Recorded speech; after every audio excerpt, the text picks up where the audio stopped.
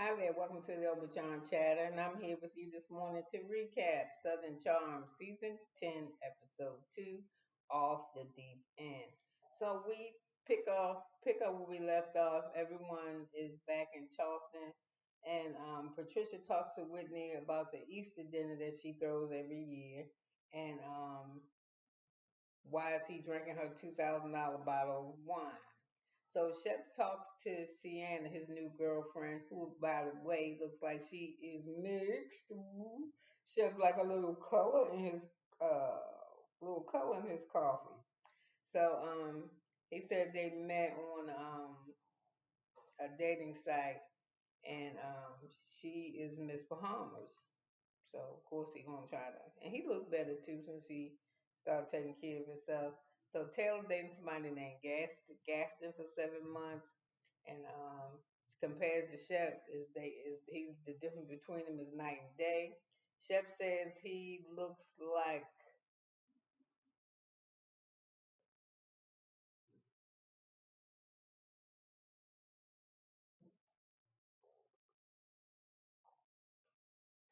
I forgot. Shep said that she know that Taylor parents wish that he was still with her. Okay.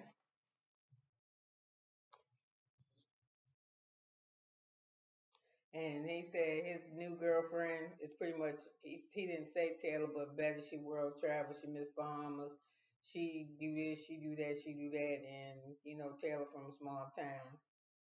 So JT lets us know he has the largest Airbnb. He has 8 of them, and his family is going to do his interior design.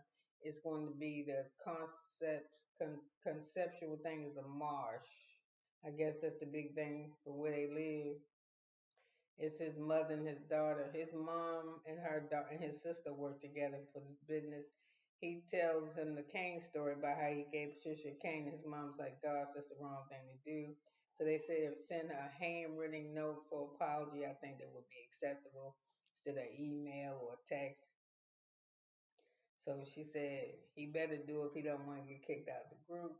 So we're at Molly's house. Her dog is beautiful, and she's calling her mom. Her mom won't pick up right away. She said, "Ooh, old people." So she said that she was very fortunate, as a child she was adopted by two attorneys. She said she hit the lottery. So she said she wanted to play an instrument in school, and she said she played the euphonium, the euphonium. She plays the euphonium, and is used and she used to be a wild child, and she said she got weight gain because she got a thyroid problem. She said her parents are getting older, so she wanted to stay close to home so she don't do all that traveling no more as a model, and also because she got this weight thing going on. So Madison and Brett make um look like they're having dinner. Brett making breakfast, and her son is Hudson is so polite. He talking to her. You hardly ever hear kids say yes ma'am and no ma'am. So Brett is real sick, and I was so sad for Madison that he has throat cancer, thyroid cancer. So she said it was a year ago on their anniversary. So they haven't started making a family yet. So Brett let my son-in-law die from um, disease from cancer too, from his lymphoma. What's it? Long Hopkins lymphoma something. This was cancer. So he said he feel like he got a marble stuck in his throat, but he getting used to it. And she said, "No, don't get used to it. We'll make it better." Yeah, gets the cancer away. So the family makes breakfast together. I think this week. So um, she said husband can't really see what's going on, but he a kid. He feels it. So Madison goes to the Easter brunch luncheon because she want to know how it is. She said, and I like her confession with that black and white on, that white big collar white large collar dress with the black large white collar on top of the black dress. So JT Shep Craige Those who play like look like top golf, and JT is the better golfer out of all of them. So Craige says that he been friends with JT for a while, but he said he get mad when he tried to dog out Austin. So JT asked if Austin and him are cool, and Craige says that he thought it was nice that he offered him a cane and that he was nice. And he says, but I think I offended. JT said, I think I offended Patricia, and she did. So he says Madison's. He started talking about all this shit. He said Madison invite. She was wearing polka dots like Austin was wearing polka dots. So he started talking about JC started telling Shep and Craige about how when him and Madison were in Jamaica together when they all was on a trip and she was wearing JT's shirt that Brett wanted to know. He think Brett was tripping because she called him and on FaceTime with her husband and was saying, "What happened? Tell us what happened. Did anything happen?" He was like, "No," but he thought that was weird because why would Brett thinking that him and Madison did something? The matching polka dot thing. So anyway, Craige says, I'm getting out of this. This shit is crazy. I don't even want to be around this. He said, you doing that same shit again. And Shep said, stop, dog, stop. So JT was like, so I can't be honest with my friends and tell them how I feel. So then Austin starts saying, and then y'all still don't call. No, JT starts saying y'all still don't call Austin to the to the carpet because while he was dating Audrey, he was dating somebody else. And then Craige said, "Listen, JT, if you want to be friends with us, you gonna stop talking about my boys."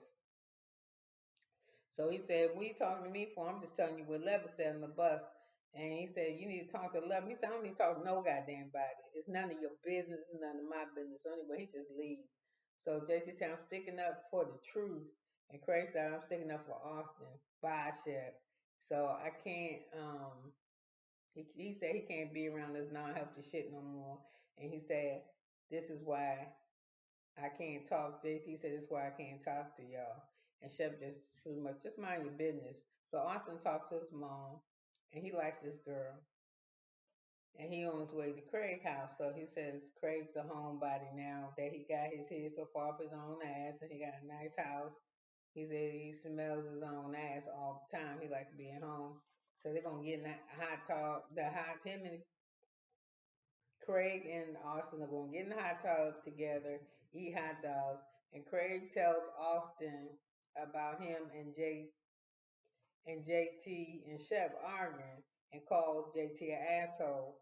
So Vanetta visits JT at his new apartment and he shows it off. He got a nice view and shit. And she said she was gonna miss them not having breakfast because before they was in walking distance, but JT lets Vanessa know that he'll be over there to see her, that he won't. He'll take the drive. So Vanessa said, I wish I would have known what you was gonna do when it came to Shep and Craige and then Miss Patricia with this cane shit. I would have told you to stop. So Craige said that tells Austin that JT he's just miserable.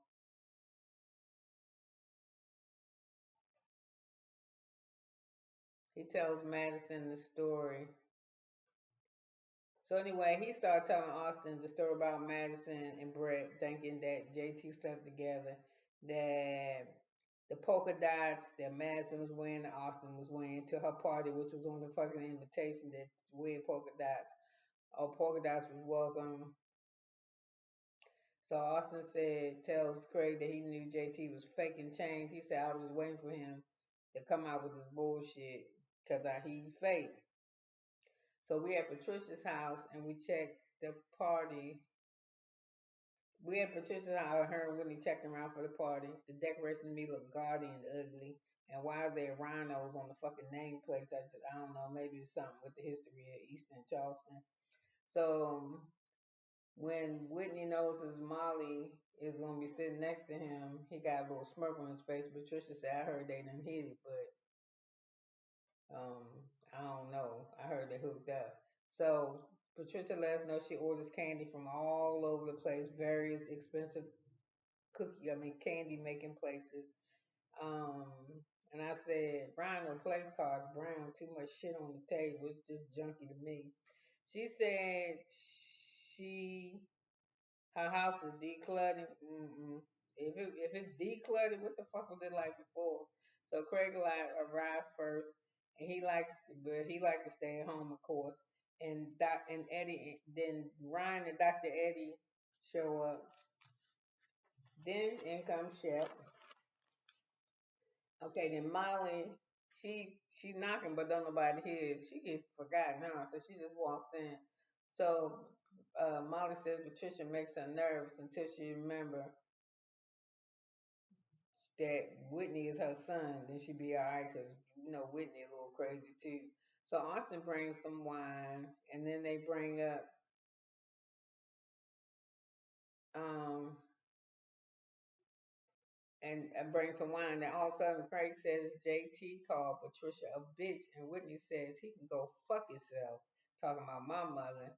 So Molly said when, and Chef said I ain't hear that, and Craig says he talked about all y'all, Madison and Brett thinking they having an affair, Madison and Shep with the polka dot, Madison and Austin with the matching polka dots, Patricia and Madison is a tag team, and how Austin happy. I told you,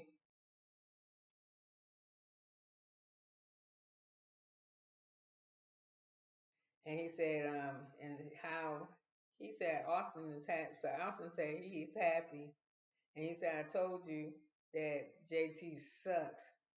And Madison is looking mad as hell. She looked pretty, but she mad as fuck. And she was like, so I said, when I see JT, I'm going to get him a whole new asshole. Because my husband don't think that. So anyway, it's time to eat the food, not that hot looking. Shep says a prayer that's totally disrespectful. They playing, I don't do shit like that doing prayer. They playing, saying all kinds of jokes. And I didn't like it, so I'm just gonna skip that part. So Miley tells them that she know how to make a cupcake sandwich to keep the cupcake from getting in your nose. And I think Whitney told her that's the last thing she needs. She said, and everybody at the table's like, what the fuck? You just call her fat laterally. So he said, you just called me fat. And Whitney says, she said, because you just called me fat, because Whitney, I will beat you up. So Molly says he knows he has food that he got that Whitney personally knows that she had food weight struggles that wasn't cool for him to say that and don't be a fucking dick.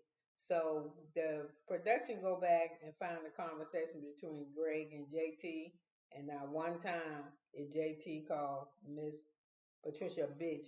And I don't think he would ever do that because it don't seem like this is personality and how he was raised, and in that era and that area and the mother that he has, that he would never say that. They talking to him and the sister talking, the mother and the sister talking about handwrite her Patricia apology, so they know. I know he was raised okay. He was raised right, but he said he didn't mean to offend her. This and that. They was like, it was just a bad gesture, and this is how you fix it.